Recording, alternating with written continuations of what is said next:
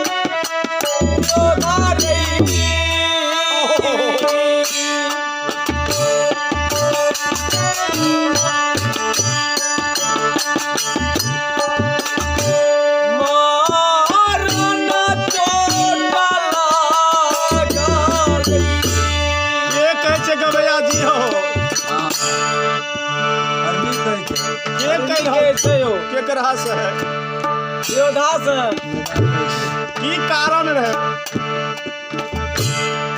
एक जंगल में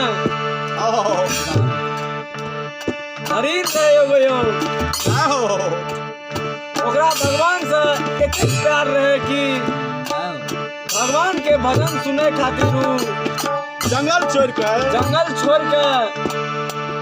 ऊ गांव घुस गए हो। जेनाकरी भगवान के भजन भा रही है। हाँ ना आस पास में जंगल के बगल में कतो भजन है रे भगवान। हिरण बड़ी प्यारा है ये भगवान के भक्त। राम भजन के जो खून कान में गेलखिन न हरिण के सरकार जंगल छोड़ के चल दिलखिन गांव के हो। वही समय में शिकारी व्योधाज रहे सरकार, वही जंगल में शिकार करते रहे। हिरण जो है ये बहुत प्यारा है और शिकारी से कहते की मतलब से प्यारा और दुलारा से। हिरण के व्योधाज रहे सरकार, धनुष बाण चढ़ा के बाण मार दिलखिन। हिरण वह बात कह रहा है व्योधाज से, आज सारा जोरी दिया कम करो।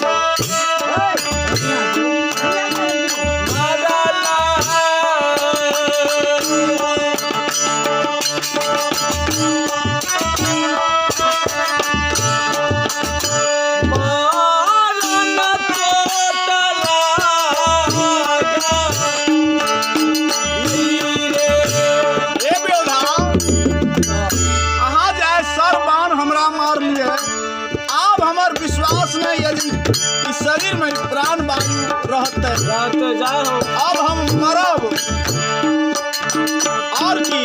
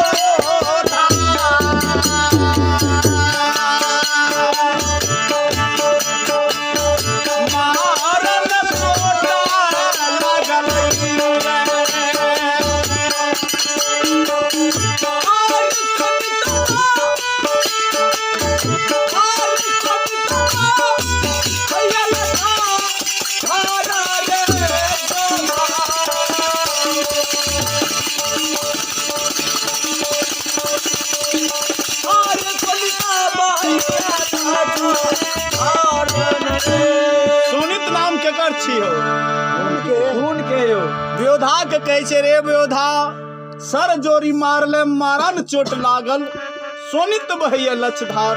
जय हो हरिन के जे मारलकै ने सर से एते ब्लड निकलैत रहे जे जना धार बहैया तै प्रकार से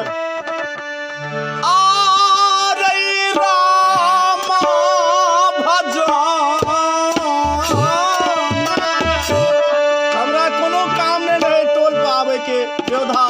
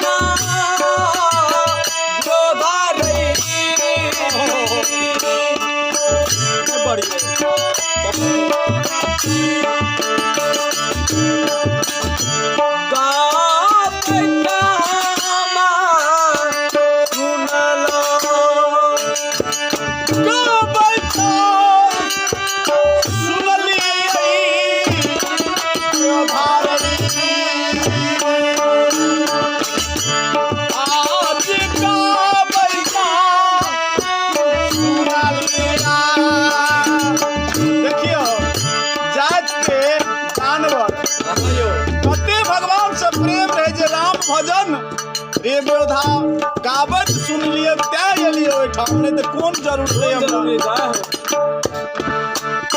आज क्या एलिया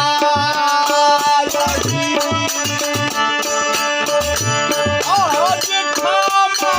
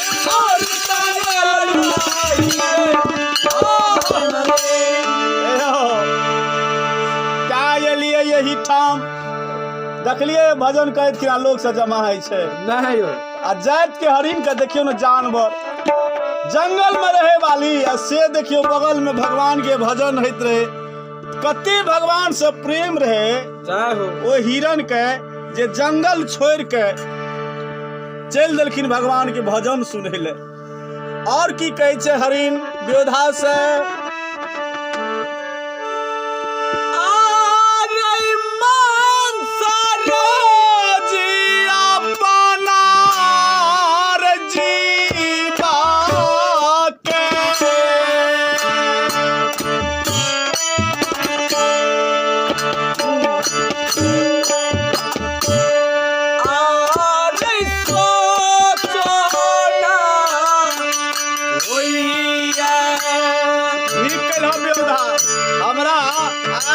भगवान के भजन सुने गेलिए ते हमर प्राण निकल रहल छै।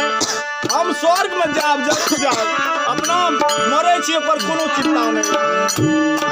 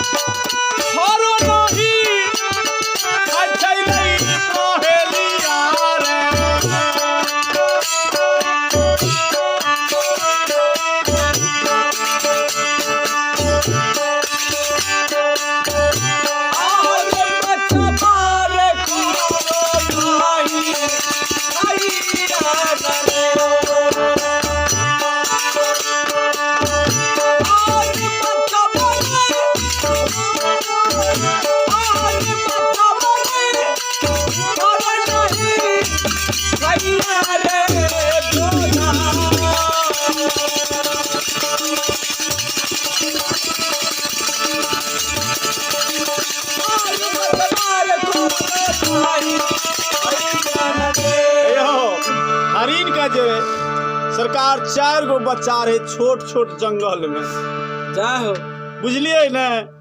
ऊ खर पानी नहीं खाइत रहे कुछो। हरिन के बच्चा जे रहे वह व्योधा के कहलखिन, रे व्योधा अपना हम मरे छी कोनो चिंता नहीं है, राम के भजन में जाकर मरे छी, लेकिन छोट छोट बच्चा जंगल में है खर नहीं खाए छे, ओकर बड़ चिंता हमरा है। आब तो बच्चों हमर मर जेते, हमहू मर जाब, लेकिन रे व्योधा एक बात तू ध्यान से सुन ले। की हो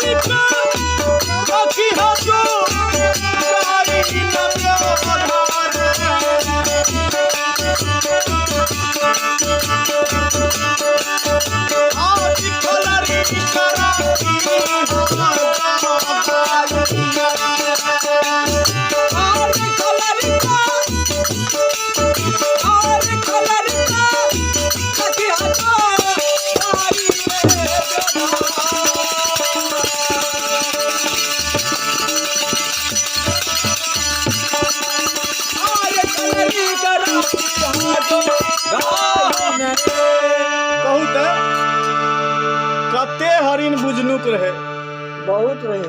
कल के रे बेउथा तोहर व्यापारी छिय, जानवर के मार के मांस तोरा बाजार में बेचे के छ, वही से तोहर बाल बच्चा गुजर करत।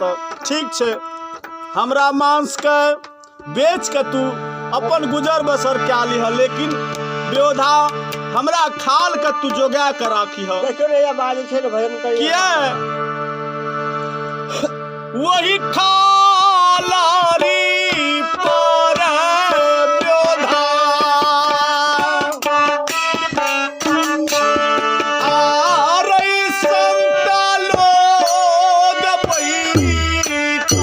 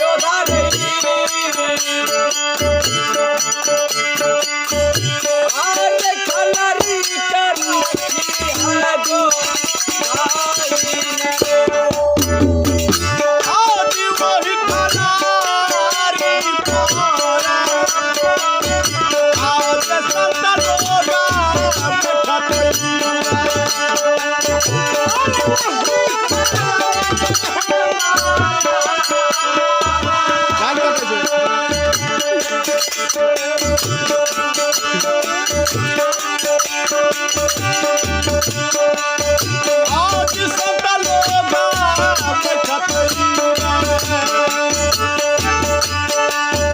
और जीवन ओहो ठीक है सर और जीवन सुभम और जीवन सफल होई गई तेरे योगा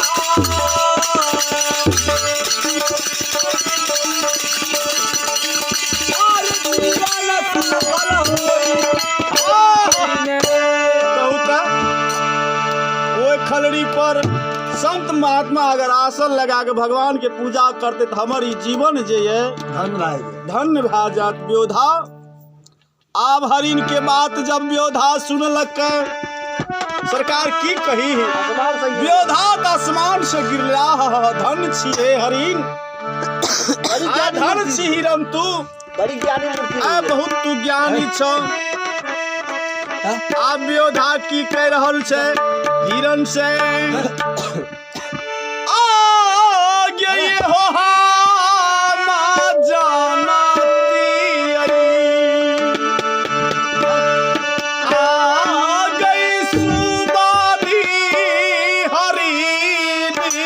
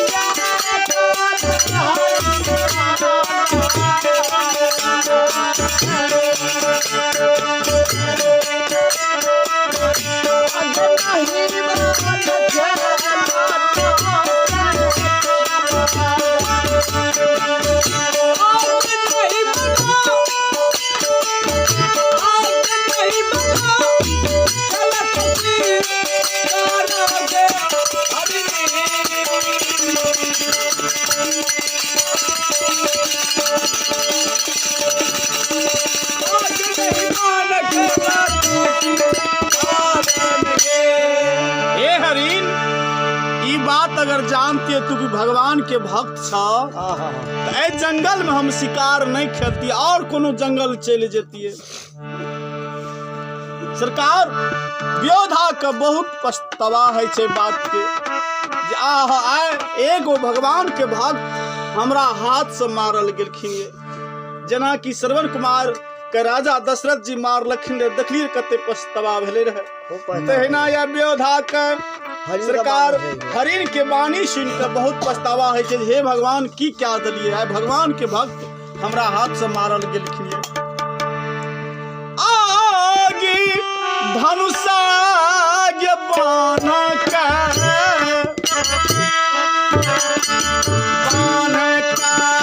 हे हिरण हम बहुत बड़ा गलती केलो अगर ये बात जानती न हम जहाँ भगवान के भक्त छियै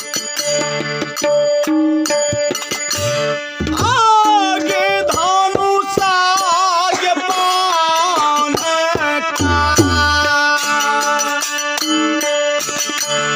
आगे अग्नि जलैती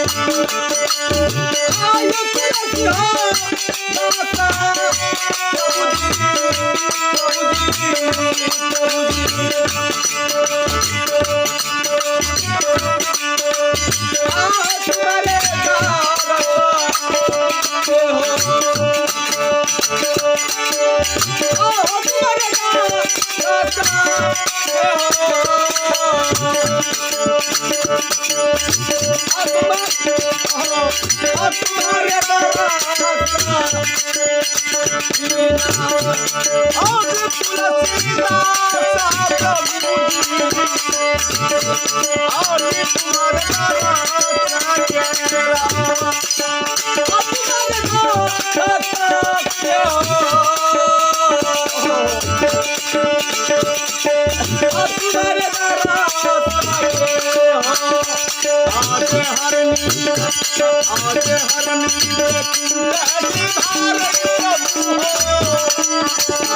आज हरनी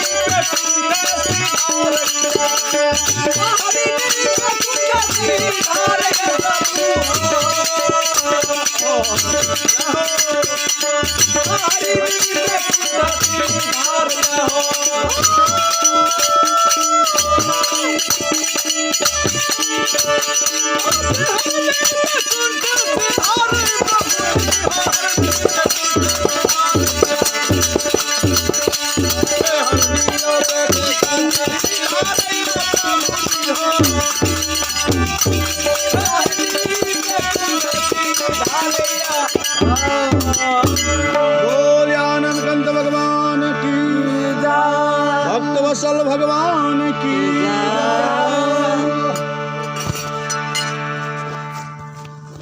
देखियो हरनी